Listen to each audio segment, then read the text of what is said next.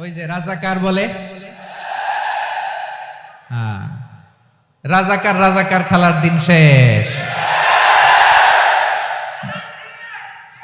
মন মতো হইলে মুক্তিযোদ্ধা, মন মতো না হইলে রাজাকার, এই দিন শেষ। ওই দিন আর নাই, এই কার্ড দিয়ে আর খেলার দিন নাই। এগুলো মানুষ আর খায় না এখন, এগুলো গিলে না আর। সাধারণ মানুষ বড্ড সচেতন। দেখেন, কালের বিবর্তনে, সময়ের আবর্তনে একই পরিক্রমা আমাদেরকেও ট্যাগিং করে, আমাদেরকে মৌলবাদী বলে, ব্যাকডেটেড বলে, রাজাকার বলে, জঙ্গি বলে, যুদ্ধাপরাধী বলে। আছে না এরকম? ওয়াসবির আলা মা ইয়াকুলুন, নিজের সাথে মিলায় নেন, যা বলে ধৈর্য ধারণ করো। ওয়াহজুরহুম হাজরান জামিলা, জাস্ট ইগনোর দেম, ভালোভাবে ইগনোর করেন, খালাস, সালাম দিয়ে কেটে পড়েন। তাহলে প্রিয় ভাইরা, এই বিপদ আপদ আমাদের পিছু ছাড়বে না, পিছু ছাড়বে না। নবীদের পিছু ছাড়ে নাই, আমরা কোথায়?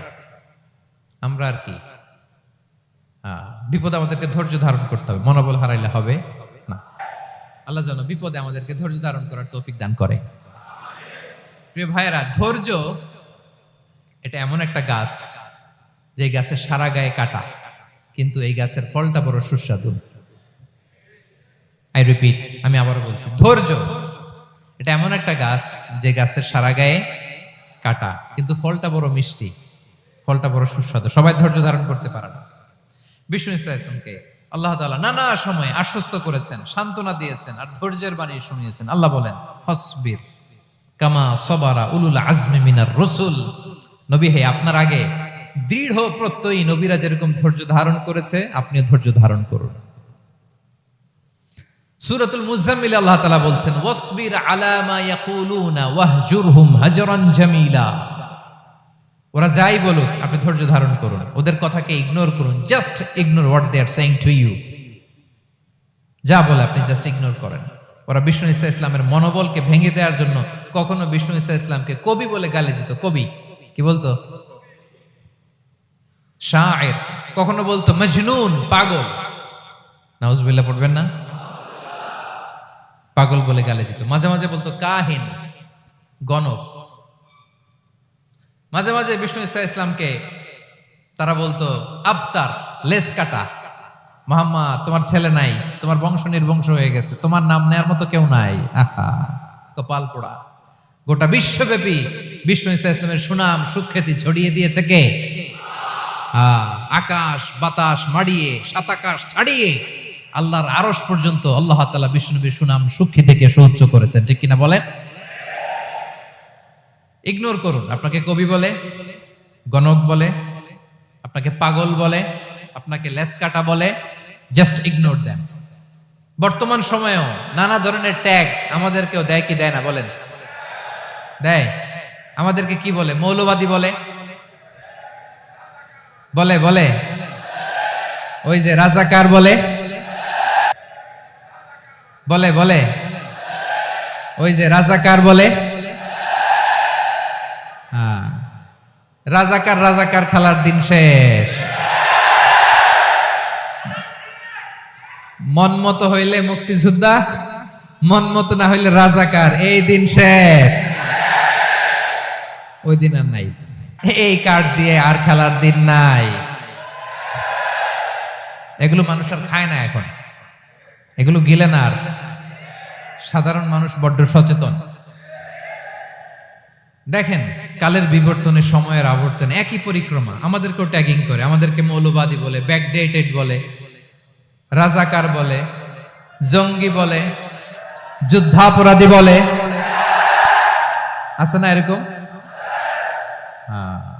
ওয়াসবির আলা মা ইয়াকুলুন, নিজের সাথে মিলায় নেন, যা বলে ধৈর্য ধারণ করো। ওয়াহজুরহুম হাজরান জামিলা, জাস্ট ইগনোর দেম, ভালোভাবে ইগনোর করেন, খালাস, সালাম দিয়ে কেটে পড়েন। তাহলে প্রিয় ভাইরা, এই বিপদ আপদ আমাদের পিছু ছাড়বে না, পিছু ছাড়বে না। নবীদের পিছু ছাড়ে নাই, আমরা কোথায়? আমরা আর কি? বিপদ আমাদেরকে ধৈর্য ধারণ করতে হবে, মনোবল হারাইলে হবে না। দেখেন বিশ্বনবী কিভাবে আপনাদেরকে সান্ত্বনা দেয়। বিশ্বনবী বলেন, আজাবান লি আমরিল মুমিন, মুমিনের ব্যাপারটা বড় আশ্চর্যজনক। ফাইন্না আমরাহু কুল্লাহু লাহু খাইর, মুমিনের জীবনে যা ঘটে সবটাই খাইর, সবটাই কল্যাণ।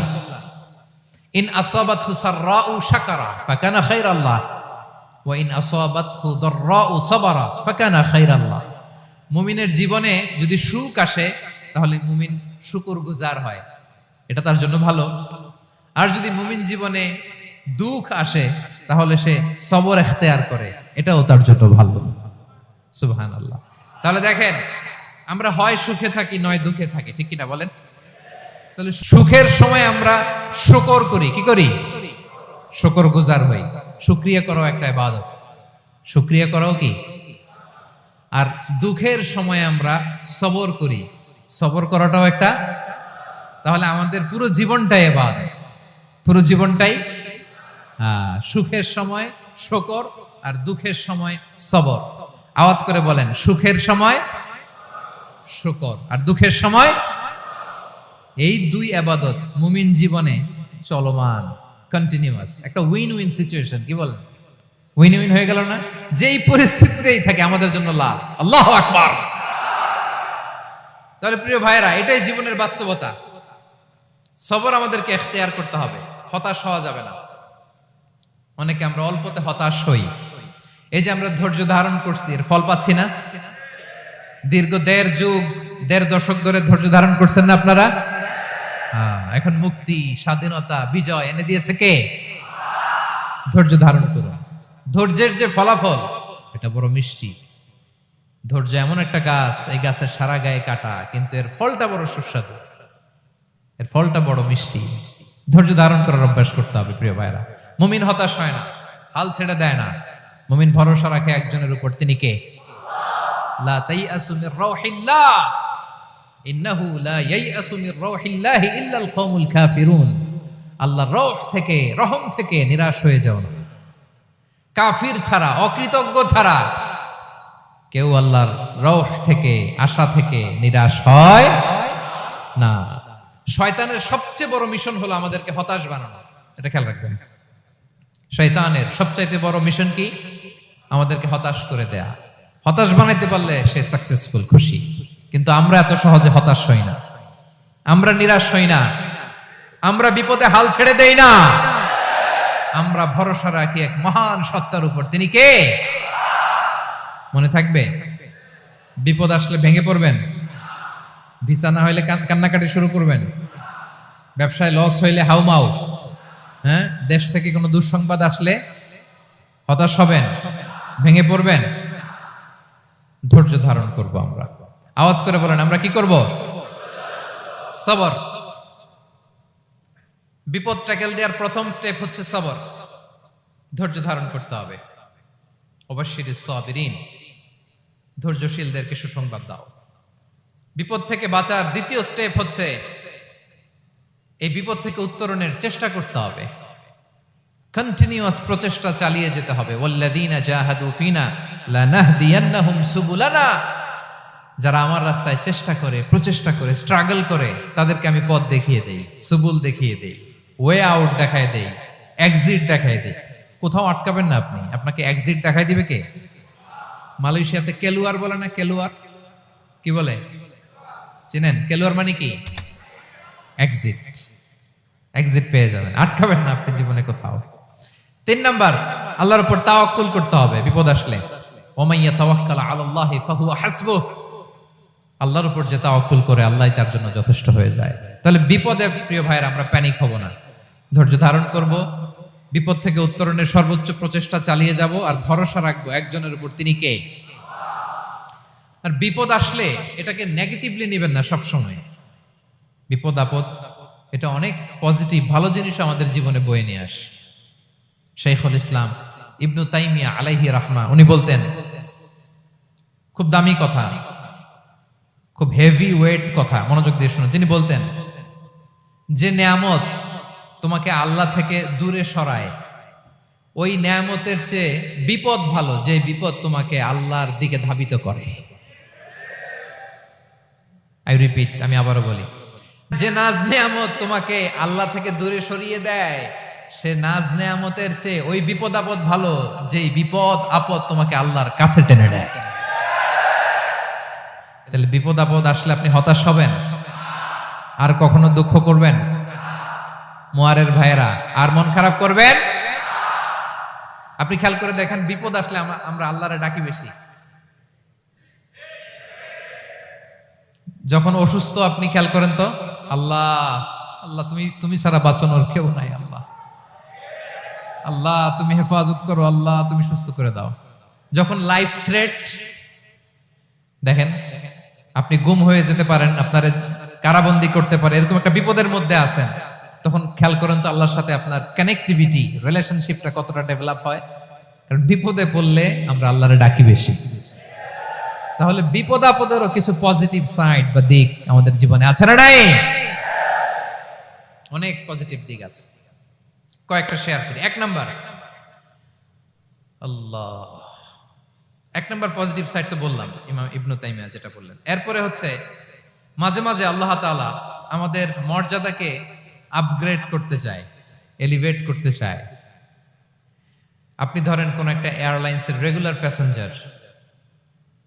প্যাসেঞ্জার টিকিট কাটেন, মাঝে মাঝে হঠাৎ করে দেখবেন কাউন্টারে গেলে তারা বলে you are upgraded to business class, অথবা you are upgraded to first class.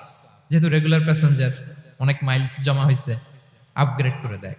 আল্লাহ তাআলা মাঝে মাঝে চায় তিনি আমাদের মর্যাদাকে, র্যাঙ্ক, এটাকে আপগ্রেড করবেন। কিন্তু আমার যে আমল আখলাকের অবস্থা, ওইটা দিয়ে ওই আপগ্রেড র্যাঙ্কে যাওয়ার সুযোগ নাই।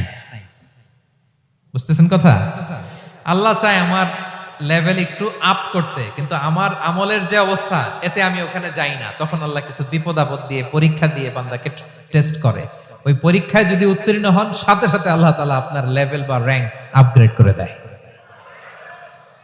সুবহানাল্লাহ পড়বেন না? তাহলে লাভ না লস? আওয়াজ করে বলেন, লাভ না লস?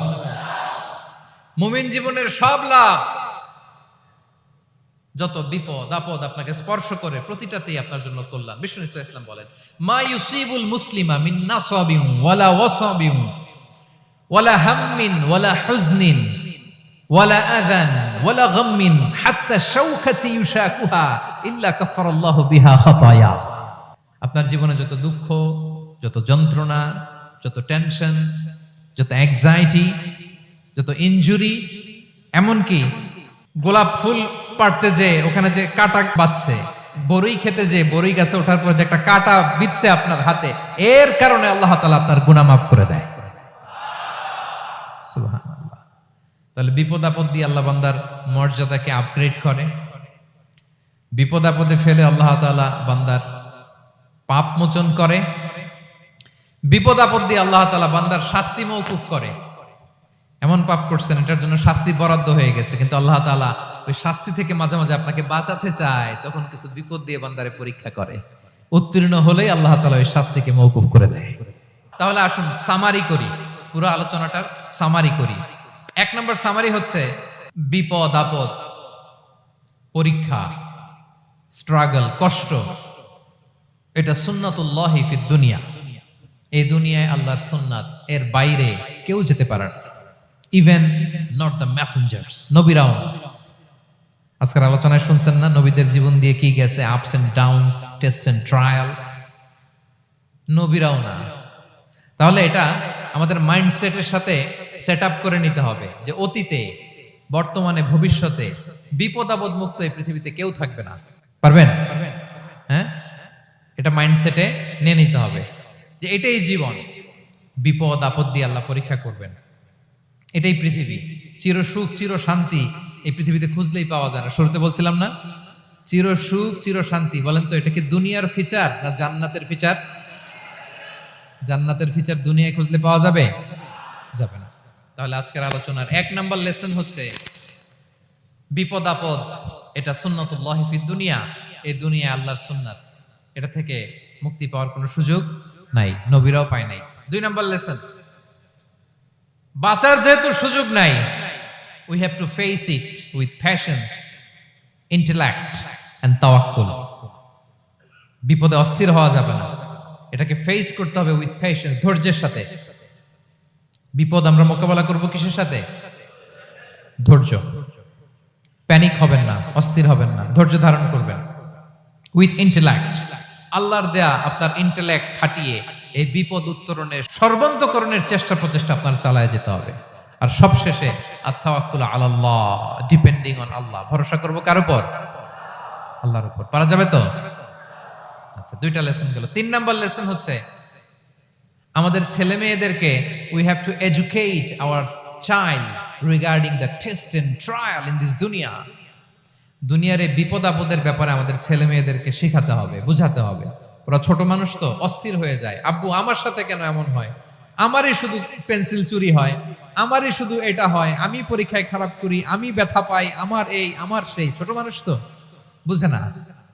ওরা বুঝাইতে হবে যে বাবা, this is the essence of life, এটাই জীবন, এটাই কি এই লাইফ হ্যাকস গুলো তাদেরকে শেখাইতে হবে। ডোন্ট বি প্যানিক, প্যানিক হওয়া যাবে না। This is how life is design, এটাই জীবন। বিপদ আপদ আসবে, এটাকে মেনে নিতে হবে, ছেলে মেয়েদেরকে শিখাইতে হবে, তাহলে তারাও প্যানিক হবে না। পারবেন তো ইনশাআল্লাহ? আচ্ছা, 4 নাম্বার লেসন হচ্ছে যেটা আমরা জানলাম, এই বিপদ আপদ সবসময় আমাদের জন্য খারাপ না। সামটাইমস ইট ব্রিংস খায়ের for us if dealt properly.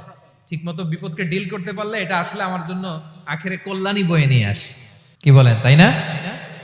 কল্যাণ বয়ে নিয়ে আসে। সব শেষ কথা হলো, আমরা যেন এই বিপদগুলোকে প্রপারলি ডিল করতে পারি, আমরা যেন সবর ইখতিয়ার করতে পারি।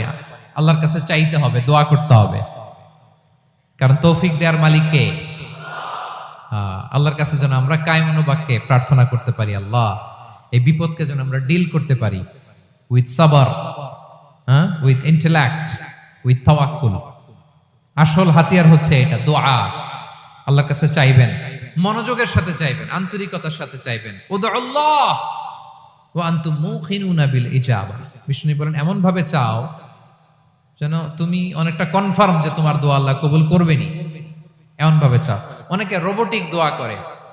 রোবোটিক দোয়া মানে দোয়ার মধ্যে প্রাণ নাই, ধ্যান নাই, মন নাই, আগ্রহ নাই, ভালোবাসা নাই। ওই দোয়া আল্লাহ কবুল করে না। মনোযোগ দিয়ে চাইতে হবে চাওয়ার মতো, তাহলে আল্লাহ তাআলার পক্ষ থেকে তৌফিক পাওয়া যাবে। পারা যাবে তো ইনশাআল্লাহ?